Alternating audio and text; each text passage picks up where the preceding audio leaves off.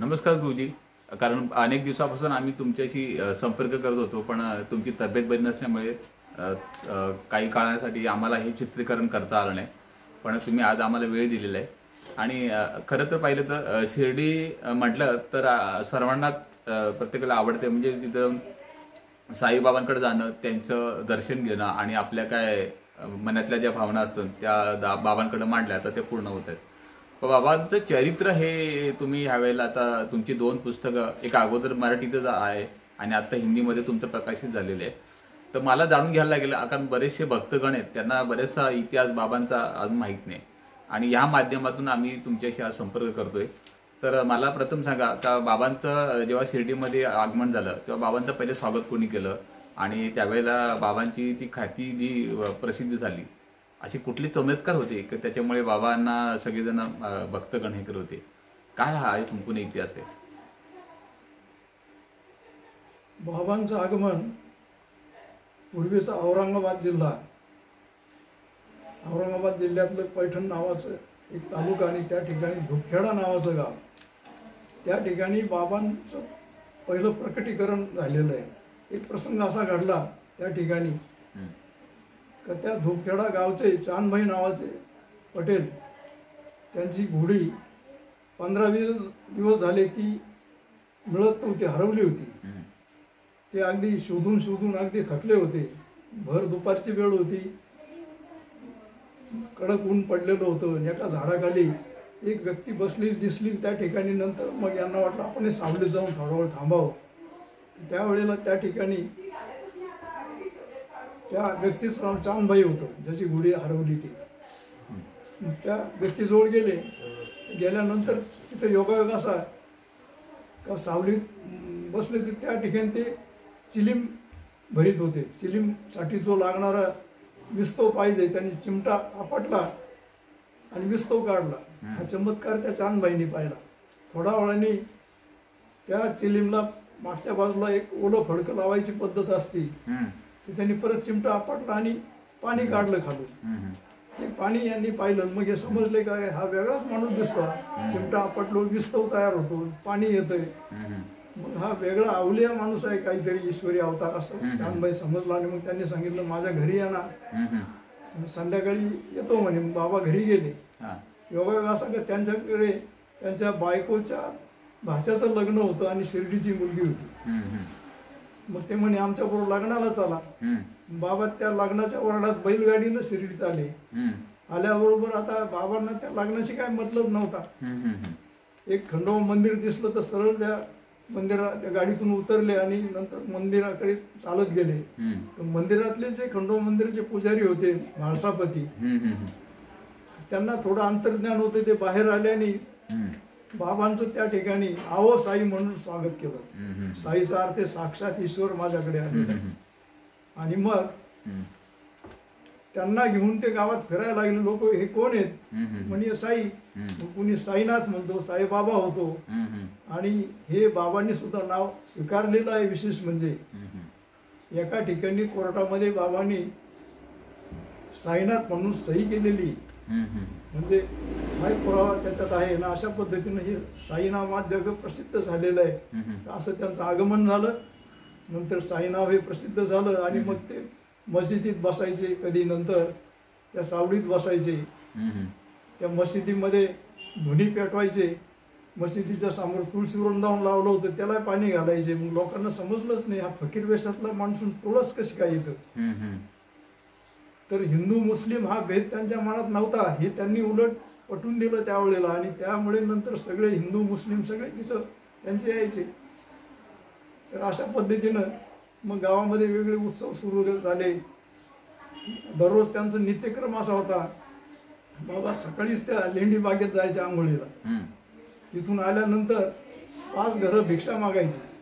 भिक्षा मागितल्यानं आलेली भिक्षा ती काही त्या कुत्र्यांना खाऊ घालायची, मांजरींना खाऊ घालायची, उरलेली गरीब लोकांना वाटून द्यायची. असं त्यांचा जीवन करून होता. म्हणजे दयाळू भाव त्यांच्या मनात होता. आणि अशा पद्धतीनं मग लोक हळूहळू त्यांच्याकडे वेगळ्या समस्या घेऊन यायला लागले. नंतर त्या धुनीतली उदी काढून द्यायचे, काहींचे आजार बरे व्हायचे. असे अनुभव लोकांनी घेतले. आणि असं करीत करीत नंतर बाबांची प्रसिद्धी सगळीकडे पसरली. एकदा तर असा प्रसंग घडलेला आहे का प्लेगची जोरदार साथ आलेली असताना अनेक ठिकाणी माणसं मरत होती या आजाराने. बाबांच्या लक्षात आलं आता काय करावं. ते सकाळीच पहाटेच उठून जात्यावर स्वतः त्यांनी धान्य दळलं, पीठ तयार केलं आणि शिर्डीच्या ज्या सीमा आहेत, हद्दी आहे, त्या हद्दीवर स्वतः बाबांनी पहाटेच ते पीठ टाकून गेलं आणि त्या जंतूंचा बंदोबस्त केलेला आहे असं म्हणतात. आणि त्यानंतर त्या गावामध्ये प्लेगची साथ आतमध्ये आलेली नाही. असे अनेक चमत्कार बाबांनी केलेले आहेत. एक प्रसंग तर असाही घडला की दिवाळीचा उत्सव होता. त्यांच्या येऊन तिथं नेहमी भक्तगणातल्या काही ज्या मुली होत्या, बाबा आज आपल्याला दिवे लावायचे, म्हणजे जा तुम्ही तेल घेऊन या दुकानदारांकडून. दुकानदारांनी ठरवलं आज बाबाला तेलच द्यायचं नाही म्हणून. म्हणजे हा एक दृश्य एक चित्रपटात त्यांनी तो चित्रीकरण केलेलं आहे. ते गाणं आहे, मला तर आठवत नाही, पण त्याच्यात ते दाखवले की बाबा ते पाण्याने दिवे करतात. हो, आणि हा प्रत्यक्ष केलेला प्रकार आहे तो, हा काल्पनिक नाही. मग बाबांनी ठीक आहे म्हणे, नाही देत, त्या मुली रडायला लागल्या, रडू नका म्हणे तुम्ही. बाबांनी तिथं सांगितलं ह्या सगळ्या पंथ्यामध्ये पाणी होता, दिवे पेटवा. आणि खरोखर दिवे पेटवल्याने इतका झगमगाट झाला तर गावातले सगळे लोक बघायला लागले, अरे पाण्याचे म्हणजे या ठिकाणी दिवे लावलेले आहेत, म्हणजे बाबा काय. असे अनेक चमत्कार त्यांनी केलेले आहेत जे त्यांच्या सान्निध्यात आले. त्या सगळ्यांना त्यांचे अनुभव आलेले आहेत. ह्या बऱ्याचशा गोष्टी लोकांनी स्वतः प्रत्यक्ष येऊन दर्शन घेतलेलं आहे. आणि सर्व धर्माचे लोक त्यांच्याकडे यायचे, हे जास्त महत्वाचं आहे त्याच्यामध्ये. म्हणजे सर्व धर्माचे हे एकत्र आणण्याचं काम करणं फार मोठं काम बाबांनी केलेलं आहे. आता बाबांचे शिष्य जे म्हाळसापती होते त्यांचा आणि तुमच्या कुटुंबात हा कसं काय याचा संबंध आला?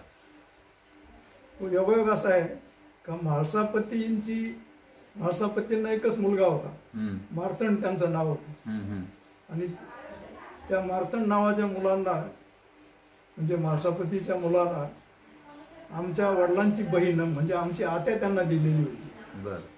आणि त्यामुळे प्रत्यक्ष आमच्या वडिलांचा आणि म्हाळसापतीचे संबंध तर आलेच, पण आमच्या वडिलांनी प्रत्यक्ष बाबांना पाहिलेले असं वडील आम्हाला सांगायचे. तर अशा पद्धतीने हा योगायोग आहे, योगायोगाने सगळे घडलेलं आहे. म्हणजे तुमचं जे गाव आहे शिर्डी पासून किती अंतरावर समजा गाव आहे?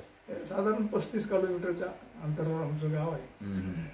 आमचा राहुरी तालुका आणि हा कोपरगाव तालुका, तालुक्याला तालुके जोडून येतात. हा बरोबर. आता मला एक सांगायचं, बाबांचा एक किस्सा आहे का त्याच्यामध्ये बाबांनी एका शिष्याला सांगितलं का माझ्या शेजारी बसून राहायचा, मी जोपर्यंत उठत नाही तोपर्यंत मला माझं शरीर हलवून द्यायचं नाही. आणि तो चमत्कार असा काहीतरी आहे. काय नक्की चमत्कार घडला होतो? कारण तो तुम्ही ऐकलेला असेल, तुम्हाला तो सांगितला गेलेला तिकडं, काय चमत्कार होतो तो? या संबंधीचं प्रत्यक्ष वर्णन साई चरित्रात फोटोसह सुद्धा आहेच. आणि तो खरा चमत्कार असा आहे का बाबांना नेहमी पब्लिकमध्ये राहत असल्यामुळे सतत गर्दी असायची, अमुक असायची. तर असे जे वरिष्ठ संत आहेत त्यांना कधी कधी एकांत पाहिजे असतो.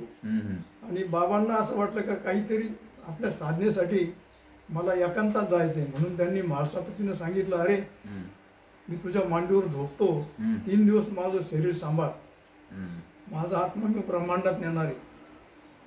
आता आत्मा ब्रह्मांडात नेणं वगैरे एक आपल्या सामान्य माणसाचं काम नाही, पण मग झोपतो आणि 3 दिवस मला सांभाळ हा एक साधा विषय होता. म्हाळसापतींनी शब्द दिला का म्हणे हो मी सांभाळीन. आणि बाबांचा बाळसपण तो विश्वास होता का हाच फक्त शरीर आपलं सांभाळू शकतो. योगायोग असं झालं का पहिला दिवस निघून गेला, लोकांना काही नाही वाटलं, झोपलेले. पण दुसऱ्या दिवशी नंतर परत लोक जे नेहमीप्रमाणे आले तर ते म्हणे माणूस इतका दिवस कधी झोपत असतो का? झोपण्याला काही वेळ असते का नाही? नंतर मग त्यांच्या मनात शंका निर्माण झाल्या, काही डॉक्टर बोलावले, बाबांची बॉडी चेक केली तर खरोखर श्वासही बंद झाला होता, नाडी चालत नव्हती. डॉक्टरने सांगितले सगळं बंद झालेलं आहे. बाबा गेले म्हटल्यानंतर तर मग बाहेर लगेच चर्चा सुरू झाली. आता हिंदू मुस्लिम थोडंसं काय करायचं, विधी अंत्यविधी कसे करायचे तिथे वाद सुरू झाले. ते करता नंतर काही नाही सांगितले, आता बस झालं, 1 दिवस होऊन गेलेलं बाबांना डॉक्टरने सांगितलं ही बॉडी सोडून दे. म्हाळसापतींनी सांगितलं मी बाबांना शब्द दिलेला आहे 3 दिवस तुमची बॉडी मी सांभाळीन, मी देणार नाही म्हणे. बऱ्याच लोकांनी खूप फोर्स केला, म्हणे वेडा माणूस आहे, मला वेडा समजा काही समजा म्हणे, आणि जर संस्कार करायचे असतील तर माझ्यासह करा म्हणे. बाबांच्या बरोबर माझ्यासह संस्कार करा, कारण मी शब्द दिलेला आहे. शेवटी हा ऐकत नाही असं समजून पोलीस केस झालेली. पोलीस आले, अरे म्हणे असं काय करतो, डॉक्टरने सांगितलं नाही, मला माहीत नाही म्हणे, 3 दिवस मी शरीर सोडणार नाही. आणि असं करता करता शेवटी मग पोलिसांनी नंतर ती कोपरगावच्या कोर्टात केस टाकली. त्या ठिकाणचे नंतर ते न्यायाधीश आले. हे करता करता 3 दिवस होत आले होते. आणि नंतर न्यायाधीश आले आणि योगायोग असं 3 दिवस झालेले असल्यामुळे बाबा जसे झोपेतून उठतात तसे उठले. आणि मग म्हणे, अरे तुम्ही कोण माझ्या शरीरावर संस्कार करणारे, असे ओरडून बोललेले आहेत. आणि त्यानंतर बाबा 32 वर्ष होते. आणि त्यावेळेला सगळ्या लोकांना कळलं की जर म्हाळसापतीचं समजा आपण जबरदस्ती केली असती तर काय झालं असतं.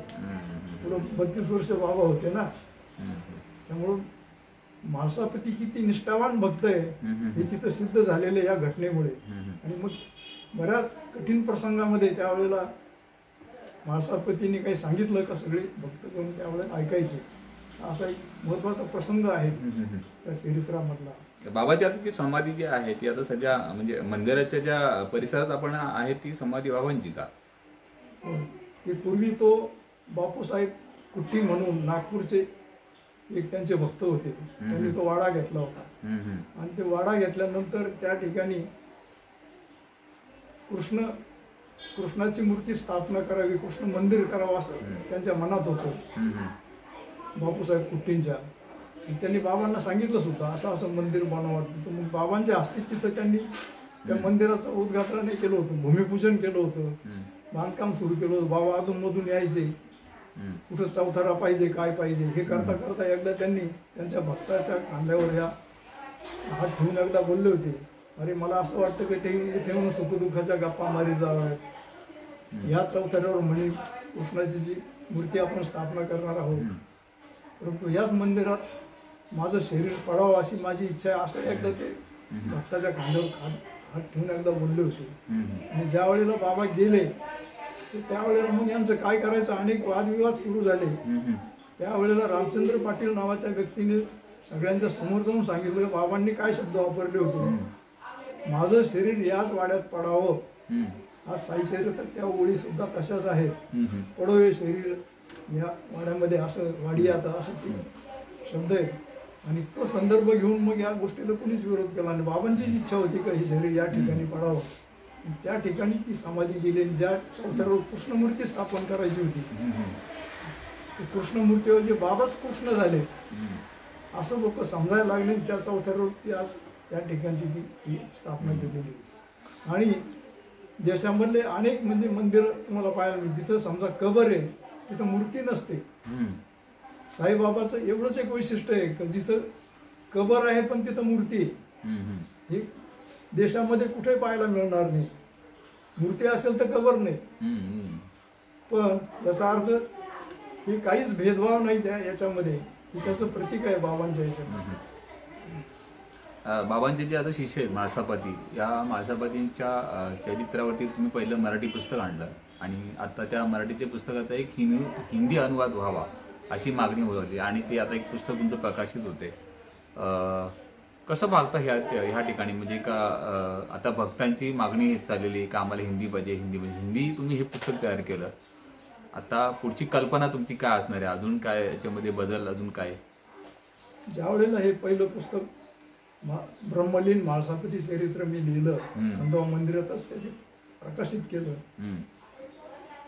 मग बऱ्याच लोकांनी जेव्हा कळलं का प्रथम पदस्पर्श बाबांच्या मंदिरासमोर झाला, अहो साई नावं याच ठिकाणी ठेवलं गेलं, हे ज्यांना ज्यांना कळलं मग अनेक लोक त्या ठिकाणी येऊ लागले. मग त्यांना सांगितलं हे यांचं चरित्र आहे म्हाळसापतींचं. आता ते मराठीत असल्यामुळे ते त्या ठिकाणी अनेक वेगळ्या भाषेचे लोक तिथे येतात. तर ते म्हणे आम्हाला तर म्हणजे मराठी समजत नाही, जर हिंदीत असलं तर हिंदी बोलणारे समजून द्यायचं जास्त लोक आहेत, हिंदीत करून दिलं तर बरं होईल. तर अनेकांची मागणी आल्यानंतर मग आम्ही विचार केला ठीक आहे एकदा हिंदीत बनवू. म्हणून हे आवो साई नाव लिहिलेलं आहे, म्हणजे चरित्रच त्यांचं आहे त्याच्यात लिहिलेलं, पण आवो साई स्वागत तिथं झालं म्हणून आवो साई नाव लिहिलेलं आहे. हे केलं. याच्या व्यतिरिक्त काही तामिळ भाषिक लोक आहेत, ते मोठ्या प्रमाणात येतात. त्यांनी एकदा दोनदा सांगितलं आमचं तामिळमध्ये येतं. म्हटलं तामिळ तर आम्हाला येत नाही, पण तुम्ही व्यापार करता, तुम्हाला इथलं मराठी समजतंय ना, मग तुम्ही समजून घ्या आणि तुमच्या तामिळीत बनवा. तर काही ठिकाणी तर तामिळीत भाषांतर सुद्धा चालू आहे, तेलुगूमध्ये चालू आहे, वेगवेगळ्या भाषेत त्या पुस्तकाचं भाषांतर सध्या चालू आहे. आणि इंग्रजीबद्दलही अजून लोकांची मागणी आहे. भविष्यात कदाचित ते आम्ही इंग्रजी सुद्धा करण्याचा आमचा प्रयत्न आहे. गुरुजी, मला एक विचारायचं आहे का, तुम्ही तुमचं संपूर्ण बालपण तिकडे केलं, मग तुम्ही शिक्षण तुमचं पूर्ण कुठे केलं, मग तुम्ही काय व्यवसाय करत होते, आणि मग हे लिखाण कसं करण्याचं तुमच्या लक्षात आलं आणि हे केलं पाहिजे आपण, हे कसं तुम्हाला वाटतं त्यावेळेला? योगायोग असं आहे की माझं संपूर्ण शिक्षणच बाबांचा जो जिल्हा अहमदनगर जिल्हा आता अहिल्यानगर झालेला आहे, त्या जिल्ह्यात आमचा राहुरी तालुका. माझं कॉलेज अहमदनगर कॉलेजला झालेलं आहे, श्रीरामपूर कॉलेजला झालेलं आहे. आणि मला पहिली नोकरी जी मिळाली ती आजही त्या ठिकाणी शिर्डीपासून एक 10 किलोमीटर केलवड नावाचं गाव आहे. त्या गावात माझी हेडमास्टर म्हणून नेमणूक झाली. 4 वर्ष मी तिथंच काम केलं. पण नंतर तिथले संस्थेला ग्रँडने अमुकने समजून नंतर काही दिवसांनी मी ते सोडून दिलं समजा. पण त्या केलवड गावात असल्यामुळे दर गुरुवारी बरेच लोक शिर्डीला जातात, म्हणून मी सुद्धा प्रत्येक गुरुवारी सायकलवर तिथं शिर्डीला जात होतो. आणि अशा निमित्तानं मला बाबांची माहिती ती सुरू झाली. आणि योगायोगाने नंतर मग बाबांच्या बद्दल बरीच परिस्थिती झाल्यानंतर हे पुस्तकाचं काम माझ्याकडे कसं आलं, तर हे म्हाळसापतींचे जे नातू मनोहर नागरे म्हणून होते, ते हायस्कूल टीचरच होते.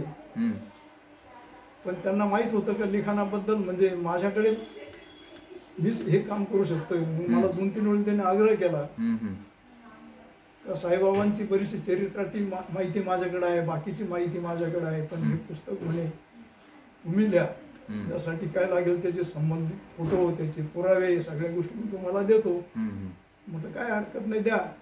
आणि ते खरोखर त्यांनी मला दिलं. आणि योगायोगाने मी वाड्यात राहत असल्यामुळे त्या ठिकाणी हे नागरे सर बऱ्याच वेळेला माझ्याकडे माहिती घेऊन आले. त्याचं प्रिंटिंग सुद्धा वाडा शहरातच आपण केलेलं आहे, पहिल्या मराठी पुस्तकाचं फोटो बिटो टाकून. आणि काय वाड्यात केलं तर प्रूफ प्रिंटिंग करण्यासाठी दुरुस्ती करावी लागते, वेळ द्यावा लागतो, म्हणून ते वाड्यात पहिलं प्रिंटिंग आपलं झालेलं आहे. आणि मग ते प्रसिद्धी मात्र तिथून आपण केलेलं आहे खंडोबा मंदिरामध्ये. असा याचा थोडक्यात इतिहास आहे. आणि ह्या निमित्तानं मग साईबाबाचे आमचे काय संबंध होते, सगळ्या गोष्टी त्याच्यात ओघाओघाने आलेल्या आहे. आता त्यामुळे त्या पुस्तकाची एवढी बरीचशी माहिती मला त्या नागरे सरांनी सुद्धा दिलेली, मनोहर नागरे. आता ते नाही आहेत, पण त्यांचे मुलं वगैरे सगळे खंडोबा मंदिराची व्यवस्था सध्या बघतात. आणि जाता जाता साईबाबांनी या म्हाळसापतींना सुद्धा काही वस्तू भेट दिलेल्या आहेत. त्या भेट वस्तूंमध्ये 3 रुपये दिलेले. तर त्यावेळेस त्यांनी स्पष्ट सांगितलं हे 3 रुपये समजू नका, हे ब्रह्मा विष्णू महेश तुम्हाला दिलेले. ते 3 रुपये आजही ह्या कुटुंबाकडे आहेत, म्हाळसापतीच्या कुटुंबाकडे 3 रुपये आहेत. बाबांचा प्रत्यक्ष जो अंगारखा वापरीत होते तो त्यांच्याकडे आज आहे. शिवाय एक साटका शब्द वापर, साटका म्हणजे काठी, बाबा जे वापरायची ती काठी त्यांच्याकडे दिलेली आहे. आणि शिवाय बाबांचे जे पादत्राणं म्हणजे जसे आपण बूट वापरतो तसं त्यावेळेस त्यांचे ते चांबड्याचे जे पादत्राणं होते तो त्यांच्याकडे भेट स्वरूप दिलेलं आहे. आज बरेच लोक मोठे मोठे त्यांचे ते त्या पादुका घेऊन त्यांच्या घरी नेऊन त्याची पूजा करतात त्यांच्याकडे. आजही त्या ह्या गोष्टी त्यांच्याकडे आहेत. बाबांचा ते संपूर्ण चारित्र ग्रंथ जो दिला हा कोणी लिहिला, आणि मग त्याच्यामध्ये बरेचसे आणखीन दाखले असणार आहेत त्याच्यामध्ये? पहिलं चरित्र लिहिलं ते गोविंद रघुनाथ दाभोळकर म्हणून. आता ते नाही, पण त्यांनी ते सगळं लिहिलेलं आहे. आणि ते लिहिल्यानंतर त्याच्यात आता त्यांनी स्वतःलाच हेमाडपंथी असं शब्द स्वतःला वापरून घेतलेला आहे. आणि दासगणू त्यांचे जे भक्त होते ते कीर्तन भजन करायचे, मग त्यांनी अनेक स्तोत्र बाबावर लिहिलेले. तर अशा पद्धतीचं लेखनाची सुरुवात खरी तिथून झाली. त्याच्यानंतर अनेकांना जसं जसं सुचलं तसं आजही अनेक लोक लिखाण करतायत. अशा पद्धतीचं अतिशय प्रेमळ आणि चांगल्या याच्यात त्यांचं लिखाण ते झालेलं आहे. आता बरेचसे भक्त म्हणजे शिर्डीमध्ये येतात आणि मग शिर्डीमध्ये असे कुठे उत्सव आहेत का जे प्रामुख्याने बाबांच्या यासाठी केले जातात खास? पहिला उत्सव असा आहे का रामनवमी उत्सव फार मोठ्या प्रमाणात होतो. म्हाळसापती तात्या पोते पाटील श्यामा त्यांचे हे सगळे भक्त मंडळ होते. यांनी आग्रह केला का इथं आपला काही उत्सव व्हायला पाहिजे. तर त्यावेळेला मग ते म्हणे चालेल. मग तो रामनवमी उत्सव तिथं सुरू केला पाहिजे. त्यावेळेला व्हायला परवानगी पाहिजे होती कलेक्टरची वगैरे, ती सुद्धा त्यावेळेला त्याने आणली होती गाववाल्यांनी आणि तो उत्सव सुरू झाला. हे सगळं उत्सव आजही रामनवमी उत्सव मोठ्या प्रमाणात वर्षातून एकदा होतो. बाबा ज्या दिवशी गेले दसऱ्याला गेलेले आहेत म्हणून दसऱ्याच्या वेळेला एक मोठा उत्सव तिथं होतो. शिवाय लहान मोठे उत्सव गुरुपौर्णिमा वगैरे हे तर होतच असतात. शिवाय बाबांचं वैशिष्ट्य असं होतं का बाबांचा ड्रेस फकीर वेश होता. आता मुस्लिम पद्धतीचा फकीर वेश असल्यामुळे त्यांना गंध लावता येत नव्हता.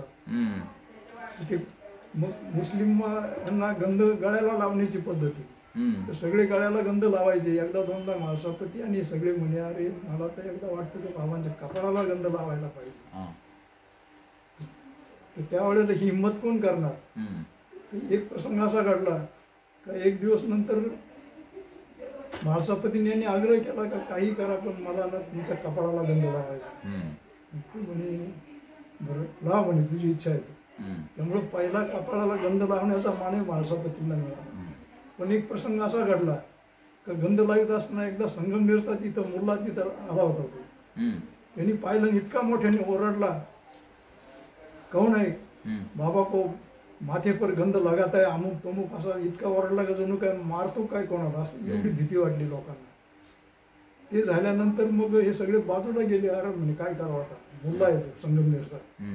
मग थोड्या वेळाने नंतर मग दुसऱ्या वेळेला नंतर हा म्हाळसापती ते गंध बिंद घेऊन आले. पण हिंमत होईना आता काय करू. योगायोगाने त्याच वेळी तो मुल्ला नेमका आला होता. तर त्यावेळेला नंतर बाबा इतकं मोठ्याने ओरडून बोलले अरे म्हाळसापती लगाव ना मेरे माथे पर गंध, हे क्या समजता है मुल्ला फिल्ला. हे बाबांनी सुद्धा ओरडून सांगितलेलं आहे. अशा पद्धतीनं भक्ताच्या मनातल्या भावना लक्षात घेऊन बाबांचं म्हणजे ते रक्षण करायचं आणि मग गंध लावण्याची प्रथा तिथून पुढे सुरू झाली. अशा अनेक गोष्टी त्यांच्या बाबतीमध्ये. आता बरेचशा ठिकाणी म्हणजे आता आपण पालख्या घेऊन जातो आणि मोठ्या प्रमाणात आता भक्तगण वाढत चाललेले आहेत. शिर्डीमध्ये अमाप गर्दी असते आणि मग अशा वेळेला मग तिथली जी काही व्यवस्था आहे तेवढी व्यवस्था मोठी आता केलेली आहे. तर कशी व्यवस्था आहे, काय कसं काय तिथे व्यवस्था आहे? प्रथम काय केलेले येण्या जाण्यासाठी दळणवळण व्यवस्था महत्वाची भक्तांसाठी. त्यासाठी पहिलं आता railway station Shirdi railway station झालेलं आहे. नवीन विमानतळाचं आता पूर्ण झालंय, तिथे आता वाहतूक सुरू झालेली आहे. आणि जे रोड आहेत मोठ्या मोठ्या शहरांना ते रोड जोडलेले आहेत. शिवाय तशा प्रकारच्या शासनाच्या बसेस आहेत, विशेष म्हणजे परिवहन मंडळाच्या बसेस आहेत खास. समजा जळगाव शिर्डी, नाशिक शिर्डी अशा स्पेशल बसेस सुद्धा आहेत. पण आल्यानंतर पुढं भक्तांसाठी राहण्याचं काय, तर साई संस्थांनी त्या ठिकाणी भक्त निवास बांधलेले आहेत. अनेक ठिकाणी एकाच वेळेला 2-2 हजार भक्त राहू शकतील अशा अनेक ठिकाणी त्यांची निवास व्यवस्था आहे. या व्यतिरिक्त बाबांचं प्रसादालय म्हणून आहे, भोजन व्यवस्था, ती सुद्धा अल्प दरामध्ये त्या ठिकाणी भोजन व्यवस्था चालू असते. त्यामुळे सर्व सोयी व्यवस्थित आणि चांगल्या पद्धतीच्या केलेल्या आहेत. आणि दिवसेंदिवस भक्तांची संख्या तिथं वाढती आहे. देश विदेशातले लोक तिथे येत आहेत. आपल्या देशाचे राष्ट्रपती, प्रधानमंत्री, अनेक मंत्रीगण तर खास बाबांचे आशीर्वाद घेण्यासाठी जातात. आणि बाबा एक वेगळी काहीतरी चमत्कार आहे हा त्यांना अनुभव येतो म्हणून ती गर्दी. आणि बाबांनी सांगितलेले जो माझी पायरी चढेल त्याला सगळे लाभ इथे मिळतील.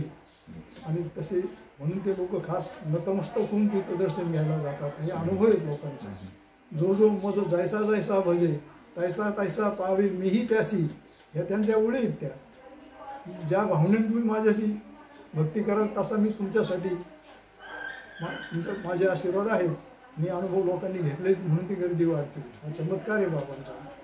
आणि सर्व हिंदू मुस्लिम सर्व धर्माचे लोक त्या ठिकाणी येतात. हे तर वैशिष्ट्य आहे आपल्या भारत देशामध्ये. असं एक बाबा एक वेगळीच म्हणजे संत होऊन गेले.